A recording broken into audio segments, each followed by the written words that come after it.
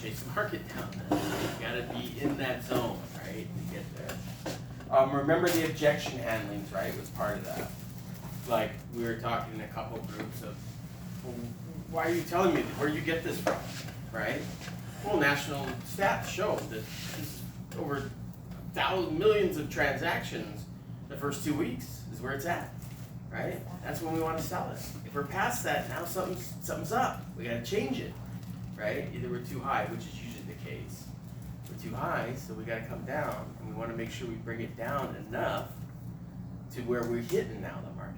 We don't want to chase it down, right, as it's going down. Rising market, you're stoked because you're probably going to sell it, right? One, there's no inventory, and two, you kind of get to ask what you want, right? Really. Cool. Okay, turning to page 20. CMA is a process by which property to be listed is evaluated against other comparable properties, right? To determine a recommended list price. This is what we have here. Uses CMA to present information to help sellers understand and accept the right price for their home. The CMA's process includes the following. You did a search of the MLS, right, of subject properties, like kind, right? This is the same size lot, same size house, right? You don't really worry too much about bedrooms and baths at this point. You're just looking for like kind size of land in the house. If it's a condo, you're looking for the same size, right, ish. And then you're looking in the same complex, if you can. And then you selected these. Right now it's easy because you're basically pulling up everything, right? Because there's not that much inventory. When you get into a buyer's market, you're going to have a ton of stuff, right? You'll have, let's say you go to list the South Point, something like that. You might have 30 that are already listed too, right? So you're going to pick out the ones that are the same. These are all 2-bedroom, 1.5 baths, right? In this area of the complex. Because even within a complex, right, some are on the front with the ocean view, right? Some are in the back by the street. Well, the price is going to be different, right? You look at something like the Whaler on a poly, right? The front row obviously is going to get a lot more money than the one that's back by the parking structure. It's just the way it is, right? Location, location, location. Decide on the price to recommend your seller take into account the comparables, right? We're always going with the comparables. You're not just making it up. And then your motivation of your seller, right? I gotta sell this now. I'm getting divorced, right? They gave me 30 days, 90 days, whatever it is, to sell this, so I gotta sell it. Okay, well, then we gotta price it to sell, right?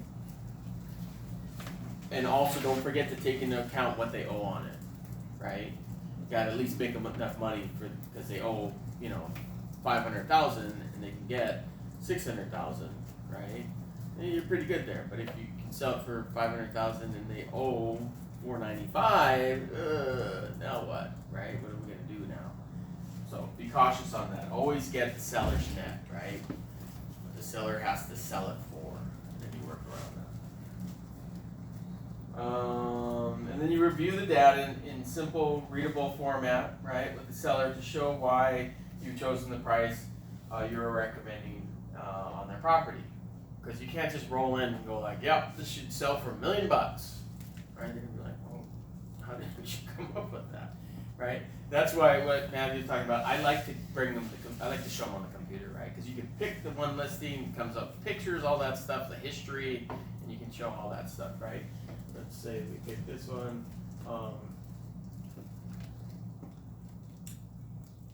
And so you have all this history here, right? You have a history, you have the tax data and stuff like that right here at your fingertip. So you can pull that right up and go right into it.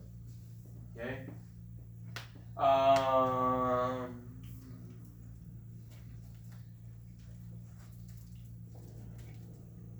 Okay, figured all that. Okay, moving on to 21. Pricing recommendations. Present your price recommendations by showing the seller following page from your listing. Now remember, you're not going to give them a specific price, okay? You can give them a price range, right?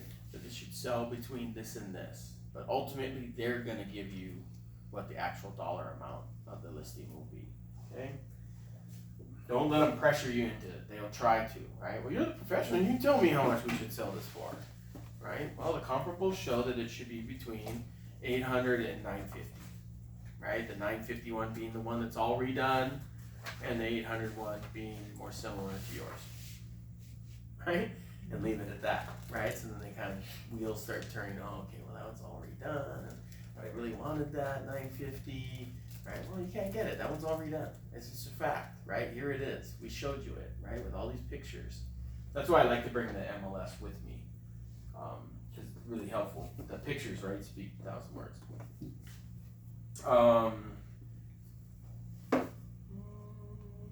List of the recent listing and sales most comparable of their own property. Listings sold, pending, and active from the immediate neighborhood, covering the period, 30 days.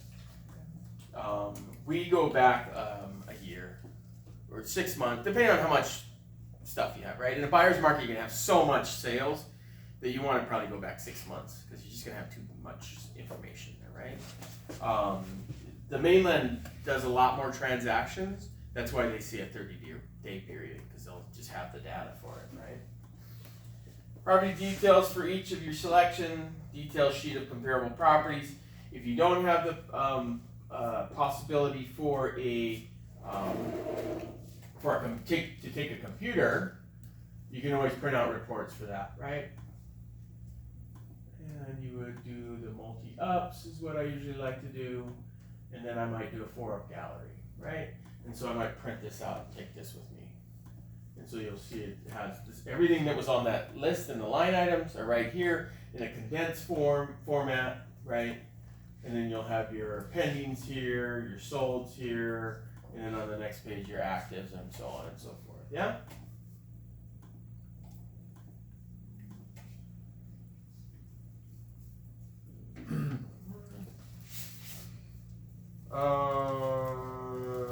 Print these from the MLS, or take your computer with you, right? You can show them right there. Conclusion, the summary page, right, which might be this. Pull up your conclusion, you can print this out too, a spreadsheet, right? For the sellers, your price recommendation should feel like a conclusion that you've reached together, right? After looking at the comparables together, right? This is after you've toured the home, so you kind of know in your head too, like, okay, this is what this price should be, right? Or price range should be. Tip 1, when sellers want to go above your recommended price, be sure they know that any offer they accept must meet the test of the buyer's professional appraisal. Okay? Price won't appraise will require additional money for the buyer. Either that or the seller's going to have to bring down the price, or they might split the difference or something like that, right? Yeah. So an overpriced listing doesn't necessarily mean it's going to sell, even if the buyer says, yeah, okay, that sounds good, right? The appraisal's going to come in if they have a loan on it. Lots of factors in that, depending on how much you're going to put down and all that kind of stuff too, right? Price per square foot, I don't even recommend, so we won't even talk about that. There's never a time that you would use that? Usually not. I mean, you use it in commercial, Yeah. But I don't really use it for residential stuff. There's so many different factors, right? If it's all redone, then your price per square foot's going to be different, and then it's such a long conversation to talk to them about why this kitchen is worth, way more per square foot than yours, and it might get insulting, right, and stuff like that. So I just usually just go the comps, total price. Guide to selling your home, recommend based on the following, and this is I believe a printout from your thing that you're gonna send them, yeah? Okay, so now we're gonna work on this your CMA, okay? So you're gonna work in 4s. We'll do a 4-goal exercise to determine recommended price on a property given by your instructor. So I'm gonna give you a property. Follow the CMA approach to outline your session, and we'll use these numbers up here. Evaluate your chosen property against comparables based on the 4 major determining factors: location, size, amenities, condition. Well, we already have the location, right? I'm going to give you the size. I'll tell you what the amenities and conditions are. Note at least one factor in each category that has impacted your evaluation against comparable properties. Do you assign a dollar value for any of these factors? Question. If so, what is it? Use your pricing worksheet on the next page. During price conclusion, recommend the price for your home, page of listing presentation, and prepare to defend it to the class, including factors you and your team agreed about or disagreed on that price. Okay, so we're going to get into teams of the 2 teams of 4. For a team, no more than one person with a laptop. We can have that. Or tablet, access your MLS. Supply participants with a copy of the subject property. Practice pricing. Okay, go. So use the 25, the chart on page 25. Okay. And the house is going to be, like I said, 2,200 square feet, right? And the land will be 10,000 square feet. The house will be in fair condition, right? They did remodel a little bit, but not super extensively. Basically, they put in new appliances, right? They did granite the countertop. They redid the bathrooms, right? New flooring throughout, painted it. Okay, so it looks nice. It's just not, super fancy. I gave you everything you need, right? It does have a swimming pool. We put that under amenities? Yeah.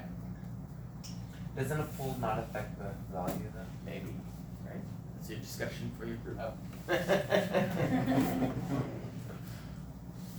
Okay, so take some time. They give you 30 minutes on this. I don't know if we'll go that long. 200 square feet? I think they give you 30 minutes because you're supposed to do the search and all that, but we've already done the search. So we're supposed to go 4? So location, Or are we doing 2? or? We already have a location, Okay. right? We already did that part. And then I gave you the size of each, right? And the amenities and the condition. So then get in the group of 4 and just talk about and fill out the sheet here on page 25, right? Location, bedrooms and baths. It's a 4-bedroom, 2.5 bath. And so you want to have the subject property, you can fill in that top line, and you want some comparables with it, right? It's sold. Just do 2 and 2, or you want it all? Do you guys 4, and you guys can do your 4 here. Teammate? Okay. Is there one So here? I'm only seeing. Yeah, that's fine. I'm not seeing any It's probably easy. Yeah. 2-bedroom. Okay. Just make sure your search is the same search. How many bedrooms? 4 bedroom. 4 4 bedrooms. What's the area? I'm seeing a 4-bedroom, 3-bath. I'm What's seeing the 2. area? Oh, I'm The seeing area 4. was the island. There's one